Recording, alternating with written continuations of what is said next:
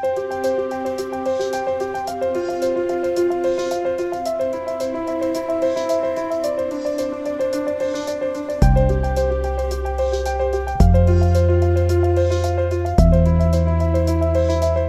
afternoon. I'm Paul Zanata, your webinar host this afternoon and manager of Benetas's Centre for Cultural Diversity in Ageing. Welcome to our webinar, Creating More Trauma-Informed Aged Care Services. This topic is of great interest for myself. Several years ago, I had the fortune to be working on a project that involved one of the organisations from which we have a speaker today when I worked on the Trauma and Homelessness Initiative. So we've got a small activity for you. And the question that we're asking you today is, in what ways do you currently practice trauma-informed care in your organisation?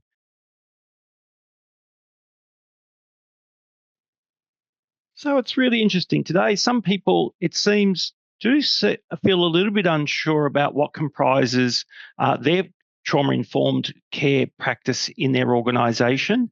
But certainly what we're also starting to see quite a lot there is that general important concept of person-centred care. Active listening, sensitivity to people, empathy, individualised, not discriminating. That's fantastic. Okay, well, at this point, we might move now to our speakers. Dr. David Nilsson is a social worker who has held a number of roles within the healthcare management and community-based social care organisations in Melbourne. He was a full-time academic from 2008 to 2025 at 6 universities within Australia and the United Kingdom. In April 2025, he left his role as an Associate Professor of Social Work at Kingston University in London to take up the newly created position of Head of Practice, Social Support at Wintringham here in Melbourne, where he's focused on the strategic improvement of services for older people experiencing homelessness. Professor Nicole Sadler. Professor Nicole Sadler is a clinical psychologist and Chief Executive Officer of Phoenix Australia, Centre for Posttraumatic Mental Health. For over 3 decades, Nicole has worked with military members, veterans, emergency services workers, judiciary and frontline healthcare professionals who, due to the nature of their work, can be impacted by trauma and adversity. She's an expert in trauma-related mental health and wellbeing, suicide and disaster mental health, and has led major mental health strategic reviews, research and policy and training development projects for organisations across Australia and internationally. I'm just going to speak very briefly about Phoenix Australia, then I'll let David talk about his organisation. Then I'm going to give us a little bit of theory around what do we mean by trauma-informed care and how it applies to the aged care sector. And then we're going to do a bit of a deeper dive into what that might look like in practice through a case study. So just briefly, a little bit about Phoenix Australia. So we're a not-for-profit organisation affiliated with the University of Melbourne. And for 30 years, we've been Australia's Centre of Excellence in Posttraumatic Mental Health. And our mission is all about improving outcomes for individuals, families, workplaces and communities that may be impacted by trauma. And we do things that help them to prepare, to endure and to recover from those exposures. We build evidence on what works. And then through our research, we then translate that into policies and strategies, training and clinical services. And we work with a whole range of sectors and organisations nationally and internationally, including in the aged care sector. And I've done quite a lot of work at government, but also at service provider levels. And in particular, how do you build and maintain services which are trauma-informed? Wintringham is not your usual aged care provider. We have an unusual history.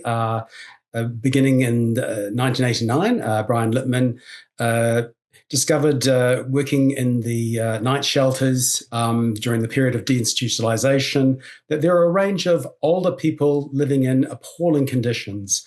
And so he advocated very strongly with government for funding to set up an aged care providing organisation that focuses exclusively on people aged 50 years and over whom have either experienced homelessness or were at risk of homelessness. So this is a social justice, not-for-profit organisation. The model of care that we provide is absolutely rooted within social justice and human rights. And our core organisational values are what the organisation lives by: options, rights, and dignity. This is core to everything we do. And so the kind of services we provide, which across a range of different areas for homelessness, all client-centred, strengths-based, empowerment-oriented, and trauma-informed. And again, you'll see that these are kind of the expected approaches that you would hope for in aged care, but also particularly for homelessness.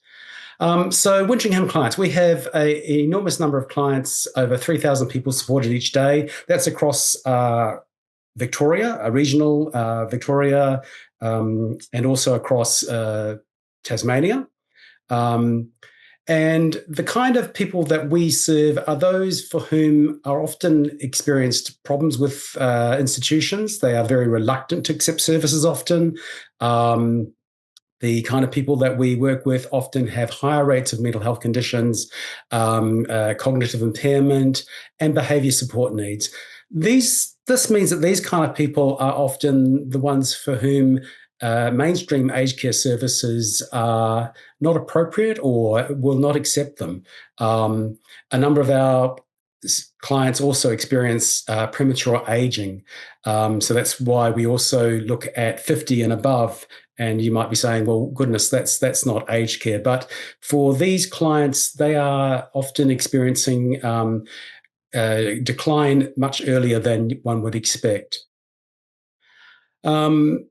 So our service aims, we are set up to try and provide safe, stable housing to enable people to live the best life that they can.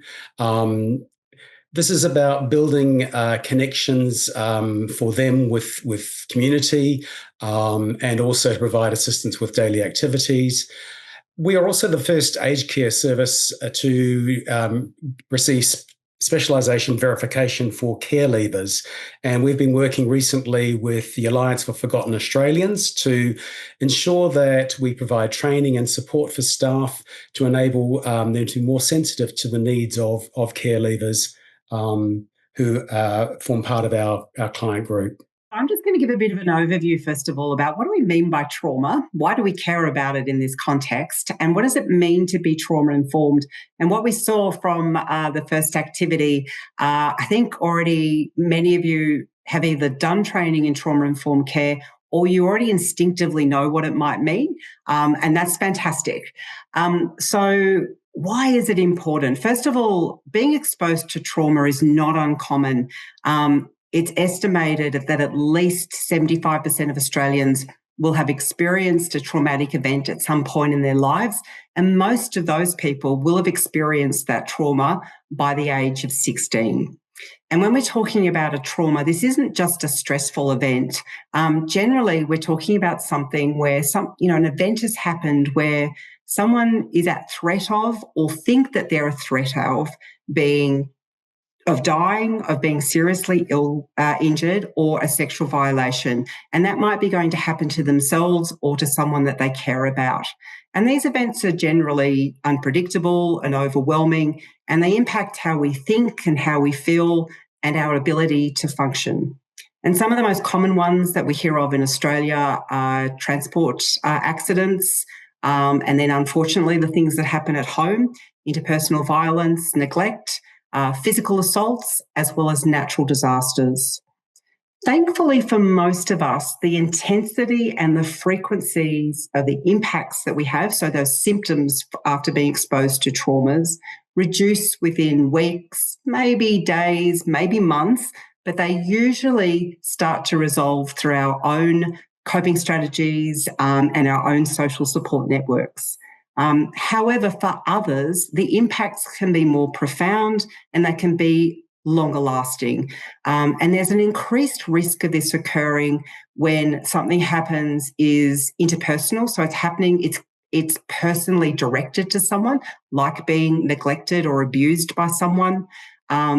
when it's prolonged or repeated, and also when the person is particularly vulnerable, so the very young and also the elderly. So when we think about trauma in older age, of course, these are the impacts that can be on top of all the other lifetime trauma exposures that someone might have had. And they include things like sudden death or serious illness of the partner, of other family members or friends, seeing the people that you love around you starting to die off. Unfortunately, we also know that too many people are exposed to elder abuse.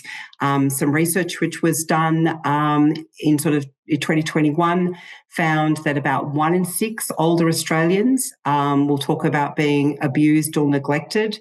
And this is particularly difficult when a person becomes more dependent on others.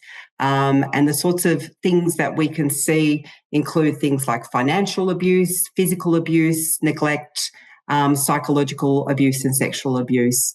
And some research which was done by the World Health Organization, so more international, will tell us that in terms of elder abuse, victims are more likely to be women, have physical or mental disability, be care dependent and socially isolated. And unfortunately, sometimes we see this happening more in institutions rather than when people are living in the community.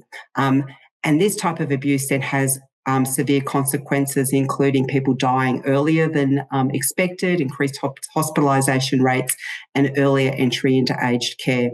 Other traumas can include being injured or getting very sick, having a frightening medical procedure, and even just the transition into residential care can be very traumatic for people. If you think about the fact that they're often giving up the way that they may have been living for a long period of time, including the things that they've been relying upon to cope with things, the way that they look after themselves, those things might change, and they're having to make a very major adjustment as they're moving into aged care. So what are we trying to do when we're being trauma-informed? Because we know that trauma is so prevalent, it doesn't mean that people necessarily going to be poorly impacted by it, but we know it's something that we need to be taking into consideration. So we think about how do we incorporate trauma-informed care or trauma-informed principles into the work that we do. It's not designed to be something burdensome or something additional, but rather it's a lens through which you do your work with these 4 aims in mind. First of all, we're trying to minimise trauma-related barriers to people accessing and fully engaging in the services which are on offer. It's about minimising harm or additional traumas from service delivery. It's about giving hope and self-determination to individuals. It's about being support or recovery-oriented in the care. And it's also about how do we support and look after the providers in terms of their safety, their well-being and their retention. So it's not just about the clients, it's also about the staff. And we think about that in terms of our services, what people are doing on a day-to-day basis, but also in terms of policies and procedures. And so in terms of how do we do this, we have some principles to guide, but not to prescribe what it is that you're doing. And I think that these probably align with the sorts of things that people are already doing within their services. And we think about right in the centre of all of this is that we're person-centred. And I was so glad to see that that was one of the major things that came up when we did that word cloud before. It's also about being culturally safe with the care that we're providing, remembering that people bring a whole heap of different experiences into aged care with them or into any sort of care services. So that's when we're thinking about the intersectionality lens. So, for example, things that we need to think about in terms of someone's perhaps their cultural background, their ethnic background, their sexual orientation, the socioeconomic background that they come from, or perhaps even things like, do they have a veteran background? So we think about those things right at the heart of it. And then you can just think about 4 basic principles to guide what you're doing. First of all is understanding the effects of trauma. Trauma is common, as we've spoken about. It can make us change behaviours and it can make it difficult for us to engage in services. And those impacts can come from previous traumas and they can come from new traumas. So we need to take that into account in terms of our service provision and the things that we're doing on a day-to-day basis. The second principle is about promoting safety and trust. We know that being exposed to trauma can undermine that sense of the world being a safe place and somewhere that you can have trust in things. So what we're trying to do is to recreate and maintain a safe environment, so it's physically and psychologically safe. So for example, we might think about how we're treating someone with respect and dignity, how we're being consistent in what it is that we're doing, how we think about orienting people, keeping them informed and explaining why things are happening. The third thing is about providing choice and control. Remembering trauma can undermine a sense of control and choice. So wherever possible, we're trying to give people a voice, to give them an opportunity to make some decisions, to show that they have agency, whereby they can make a choice and that they can then see that has an impact on what happens to them on a day-to-day basis. So doing some really simple things like explaining what it is that you're going to do, always asking permission before you're doing something. And then finally thinking about how do we build connections and promote quality of life. We know from the research that one of the most impactful things that we can do in terms of supporting people who have been, could be exposed to trauma is about the quality of their social connections. So how do we think about how do we maintain or rebuild new connections or help them to keep the existing connections in perhaps different ways?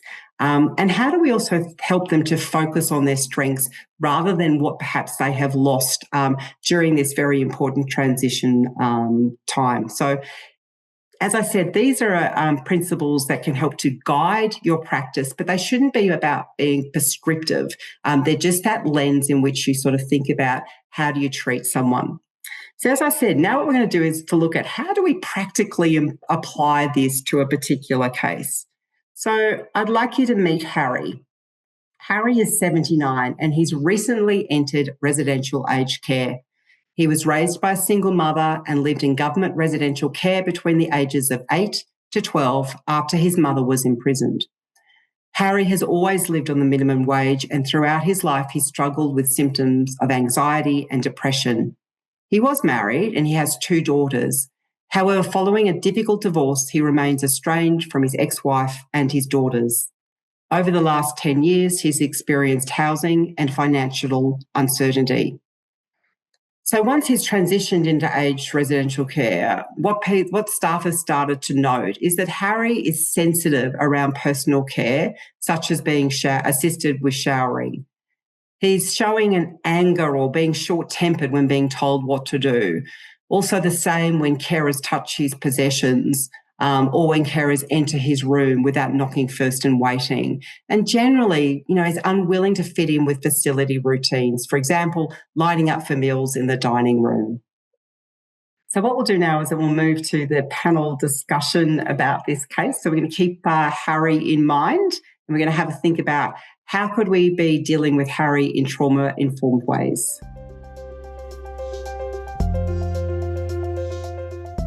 First question is, how much detail do we actually need to know about Harry's trauma history to provide good trauma-informed care? Well, from our perspective, you don't need to know a lot.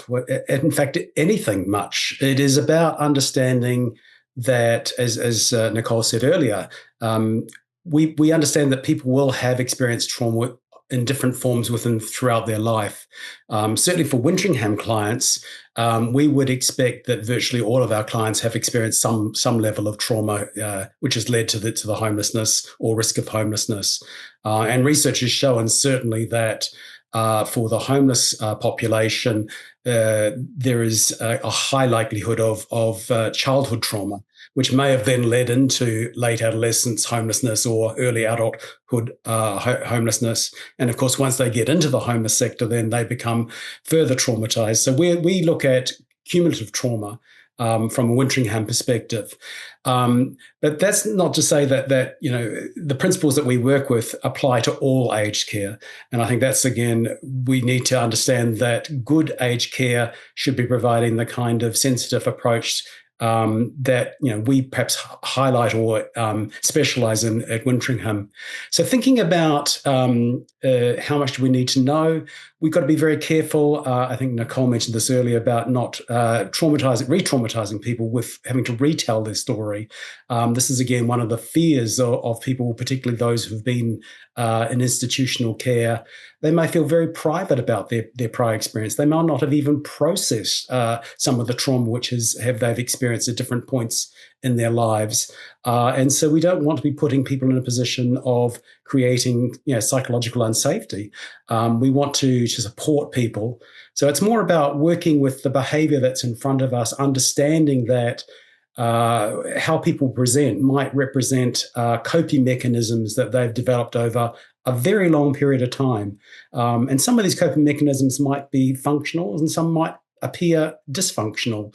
But beginning with that sense of empathy, a person-centered approach is fundamental. So and short answer to your question, not much needed to know, and don't push it. If somebody's not ready to talk, we don't. Allow them to be who they are. It's about respecting the individual, the person. You're getting right to the heart of it. I'm hearing is that it's about the person who's in front of you, and it's the way that they are right there in the here and now, and how you're present for them in the here and now as well.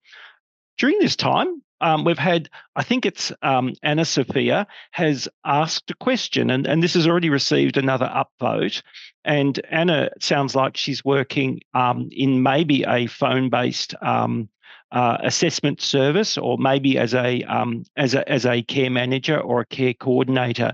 And the question that Anna has asked us is, how could we support someone like Harry during phone-based consultations? So we don't have all of, we're very much relying upon what we say because we don't actually have that physical presence in our body language available. We think about some of the principles, it would be, so wherever possible, supporting Harry with this. So letting him know, if there's someone else who can support him through that process so that he knows that this is going to happen, if perhaps that person could help to give some guidance around what would be discussed, making sure that doing a phone consultation is something that Harry can do, that his hearing is sufficient enough, that he can understand at that pace what are the types of questions being asked, etc. So perhaps giving him some choice around, would he like to have someone else there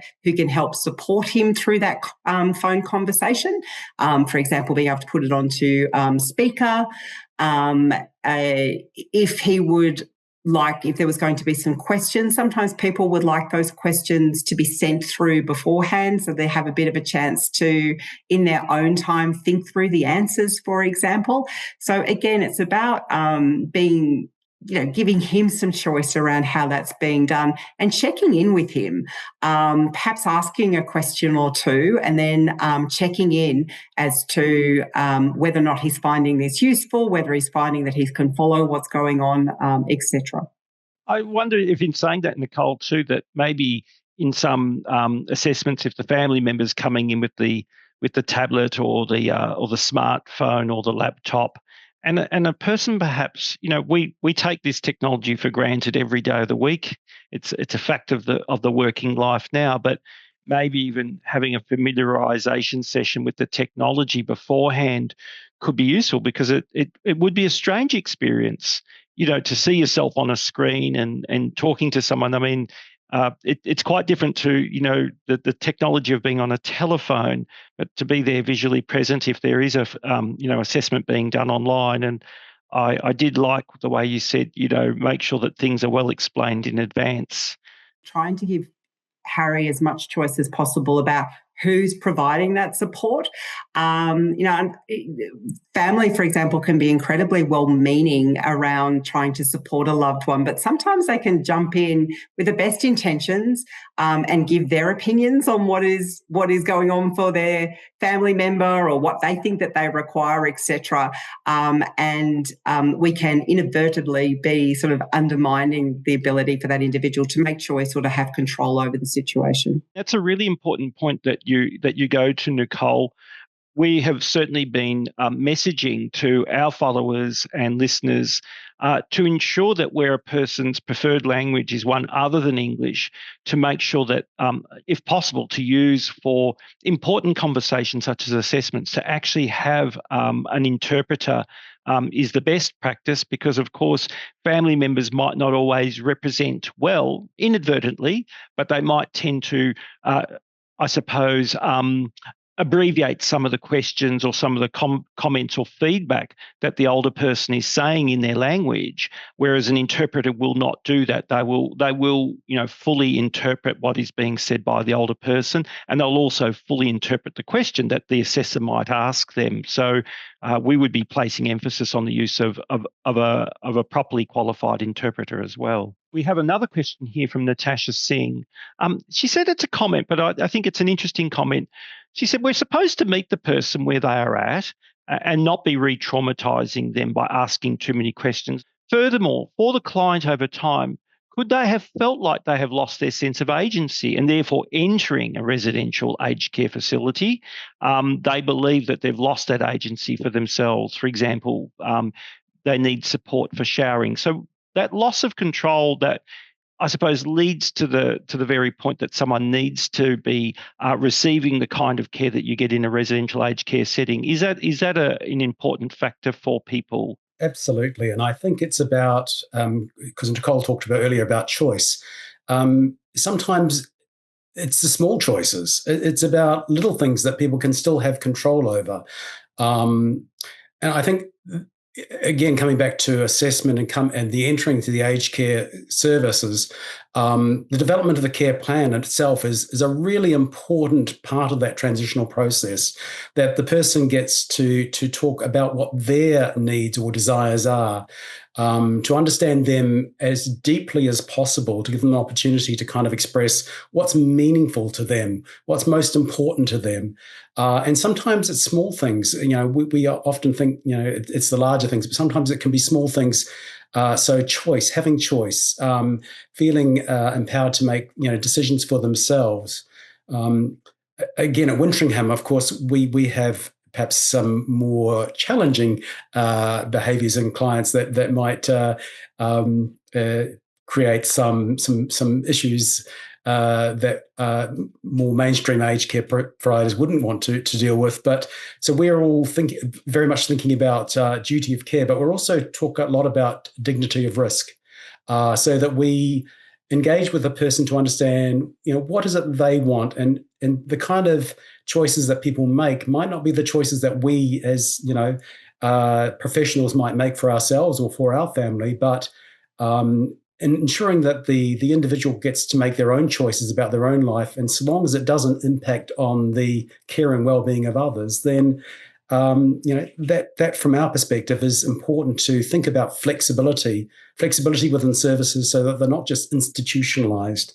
So it's not just one rule for everybody, or one way of working for everybody. The more flexibility you can get into your service, and understanding individuals, as people who have long histories in life, who have done amazing things. We want to kind of understand the person very much about what's meaningful to them. It's about the small things. And Jeanette here has made a couple of really astute comments. She said, first of all, even just little things like, what time does Harry like to shower?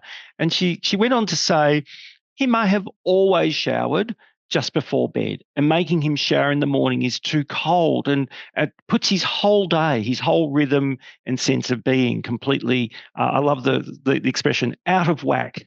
But I suppose when things feel strange for people because they're in different circumstances, then that for some people could be invoking those feelings that something's not right inside for them, because we've disrupted their routine just a bit too much.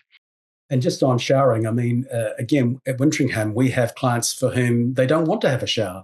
And so that can be quite challenging for hygiene perspective. And so there's that duty of care and dignity of risk So if it doesn't impact on their actual health, yes, they might smell a bit, but they might choose not to have a shower for an extended period. And so they might prefer a different way. In fact, we've got clients who prefer to have a bath. And so I know at one of our sites, a bath was installed specifically to assist people with that choice. I'll go to the next question here from Gemma Gonzalez. And I suppose this is maybe a little bit left field. So this is actually about meal times. So I suppose food can be a very important focus for a lot of people, particularly if for them there's not been much going on for them because their interactions and their activities out in the community have reduced and their world has shrunk somewhat. So what are the key factors to make mealtimes feel safe and a source of connection and joy?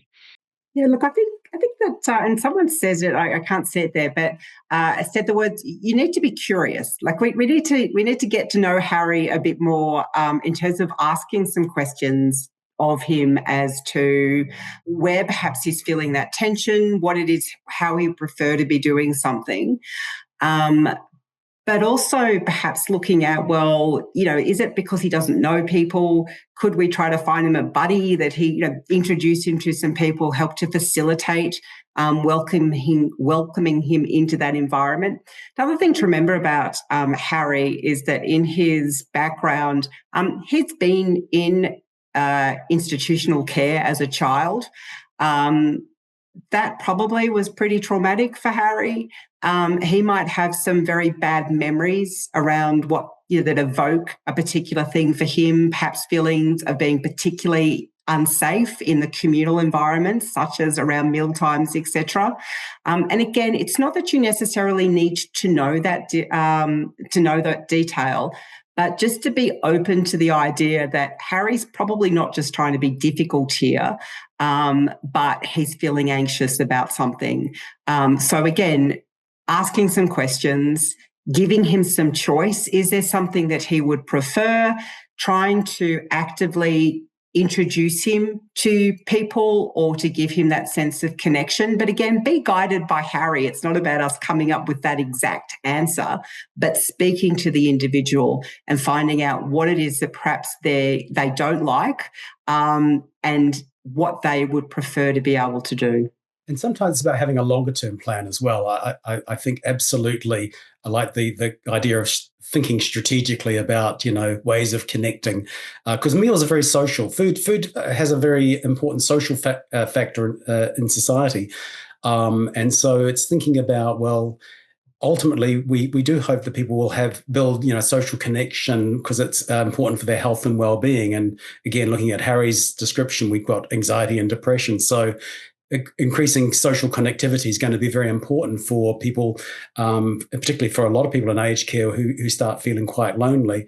So thinking of small ways and enabling people to build towards that. And sometimes it's on the one-to-one to begin with. And maybe I know for Wintringham, we have a very strong recreational program, which is about just connecting with people on activities that they enjoy. And it might be something very small to begin with, but enabling people to get used to talking to other people and to sharing their environment can help them move towards perhaps coming to the dining room and actually, having a social meal. Some people for whom they really just at the outset may just want to eat on their own.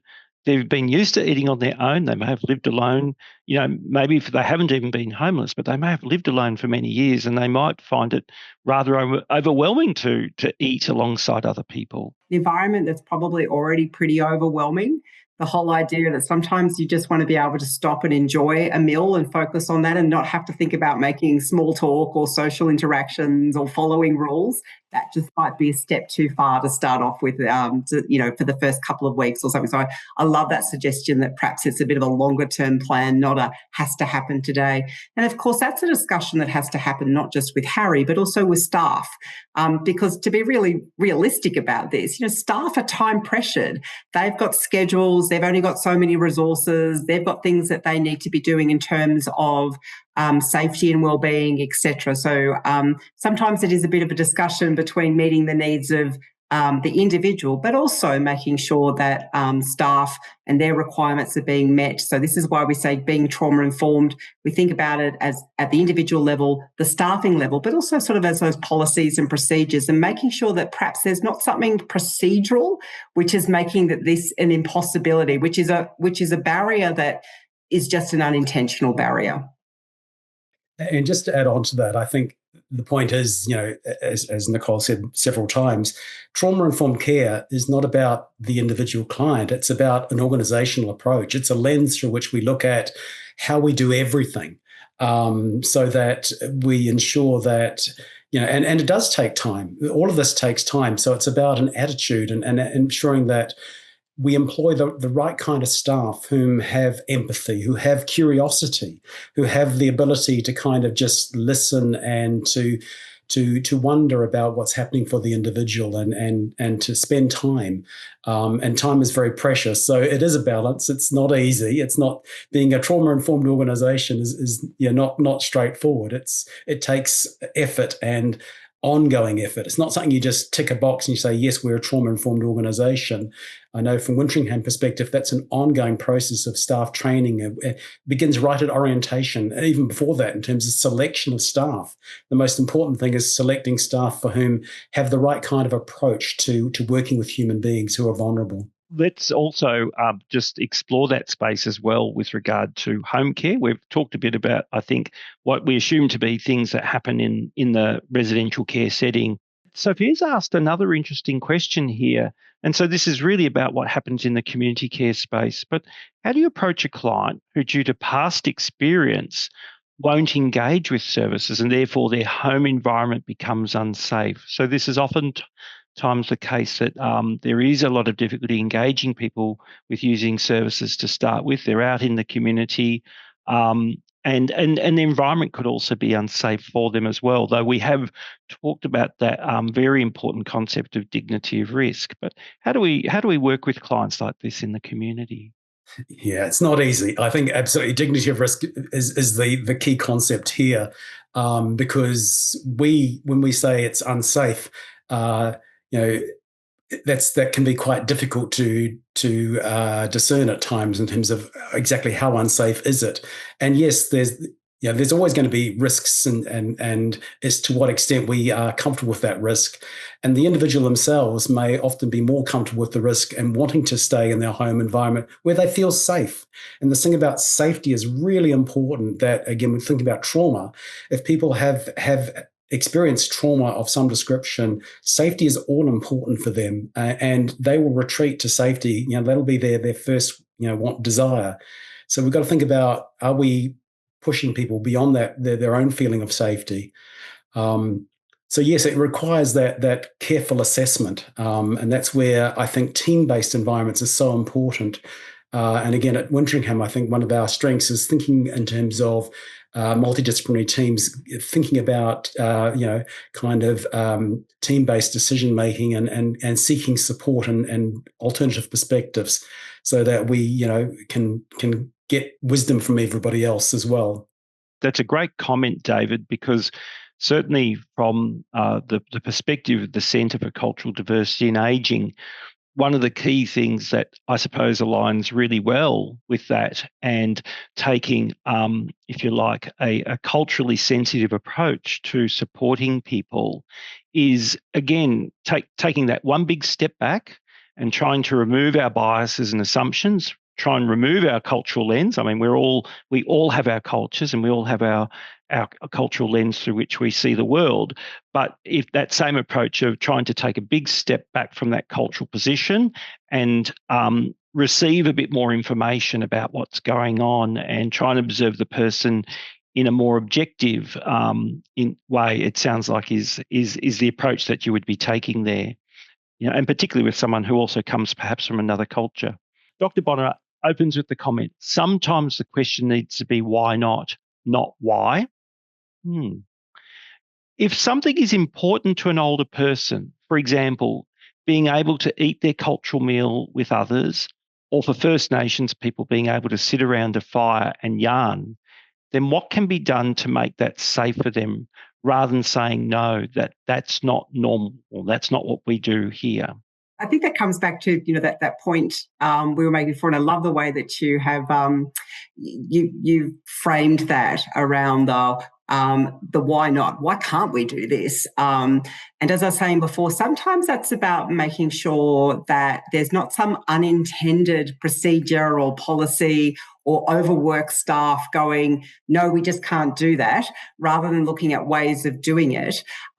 So I think that it is about understanding the reasons, what people would like to do, and then looking at what are the barriers for those things. And if they're not around safety, or they're not around just that they're really just, it can't be done, it's what are the barriers that can be taken down. And it may be that it's not just the staff having a look at these things regularly, but also management having a look at these things, and encouraging staff to come to them and say, look, if someone's raising something and we're seeing something would be important to an individual or a group of residents that sort of sits outside what we would normally do, come and talk to us. Let's see how we could make that happen. So again, that makes it a safe environment where people can raise things and look for solutions to something which might be a little bit out of the practices that people have been traditionally doing in a centre.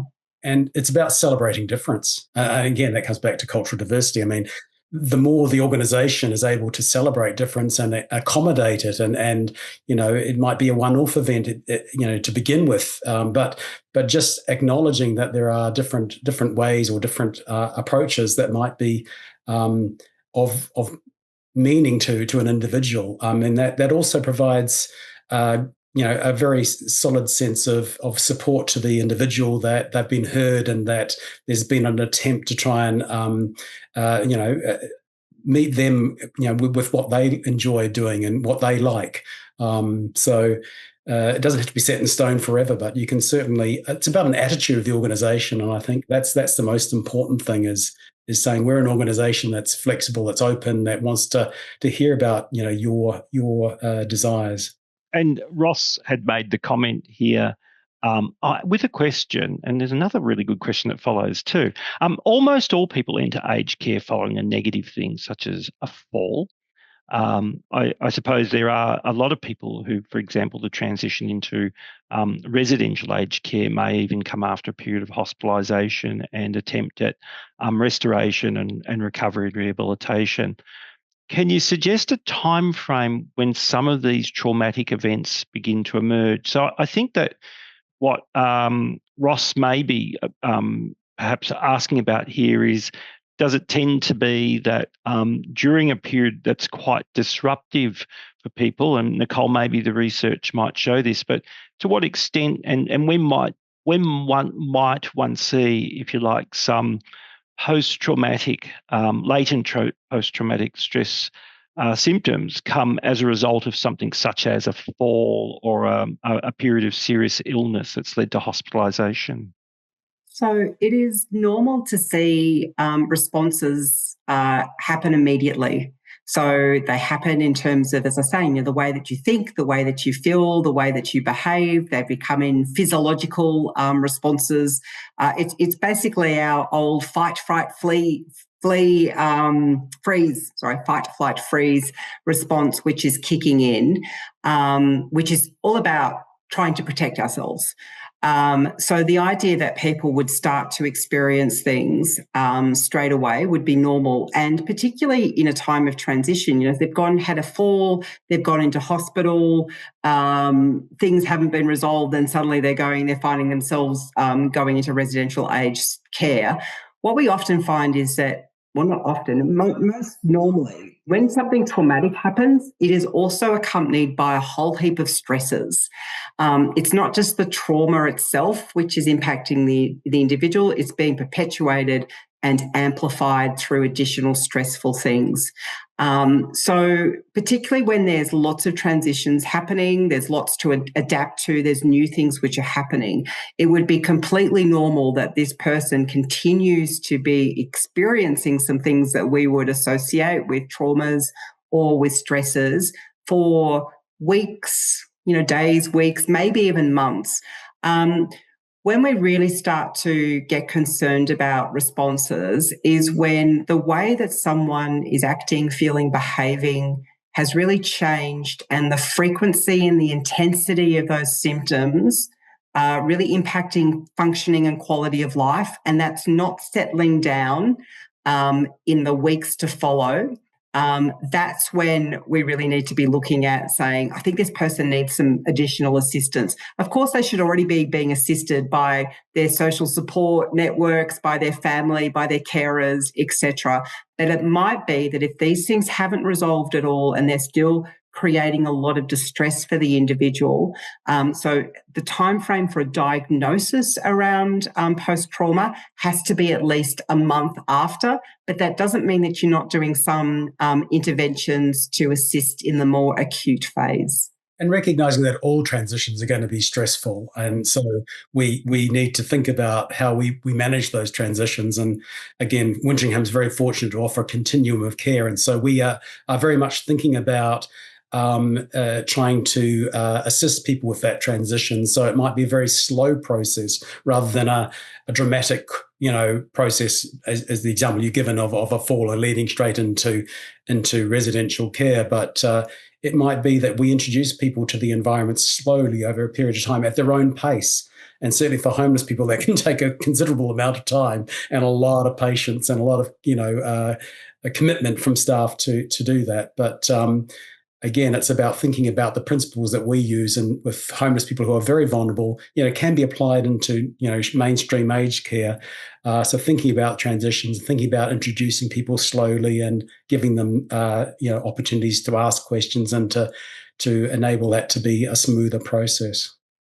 David and Nicole, this has been a wonderful discussion. We still have more questions, but we've actually come to the conclusion of that time. So I might allow you to take us to the last couple of wrap-up slides, plus some further information about the resources that are available through Phoenix Australia, which are specific for aged care.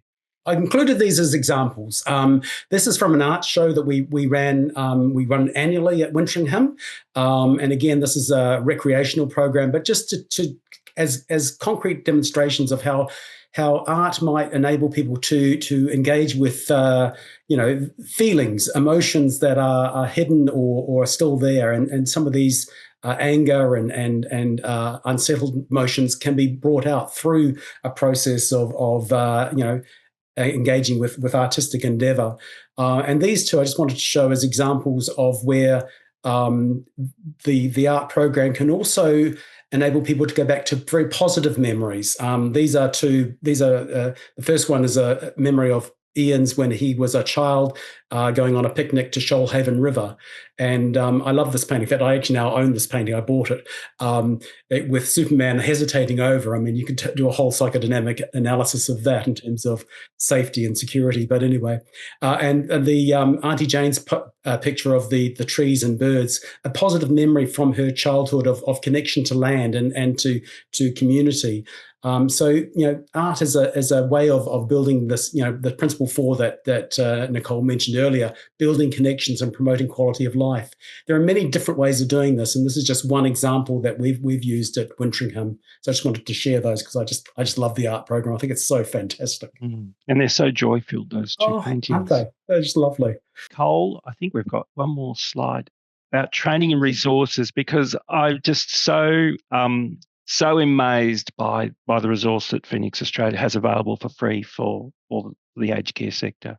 Post-COVID, we were engaged by the Department of Health and Aged Care to come up with a whole heap of different resources to how do you support people, older Australians, as they are entering or in residential aged care.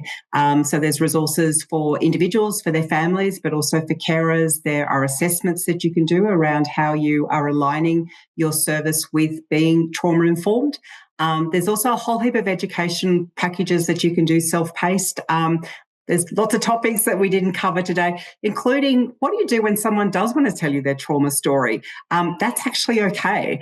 And depending on your role and your time, having some skills around what you do with that can be incredibly important so that you're keeping them safe, not re-traumatizing, but also keeping yourself safe.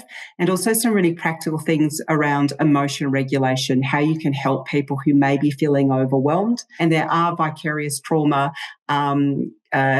training resources. So trauma from being exposed to other people's traumas, but also how do you deal with trauma impacts directly. The other connection I put in there too is to dementia support services. We didn't even get on to talking about cognitive decline and how that can interact with trauma. That's a whole different topic and webinar, but it is something to be really mindful as well. Thank you very much for coming to our webinar today, everyone, and to you, David and Nicole, for this wonderful, wonderful discussion that we've had today.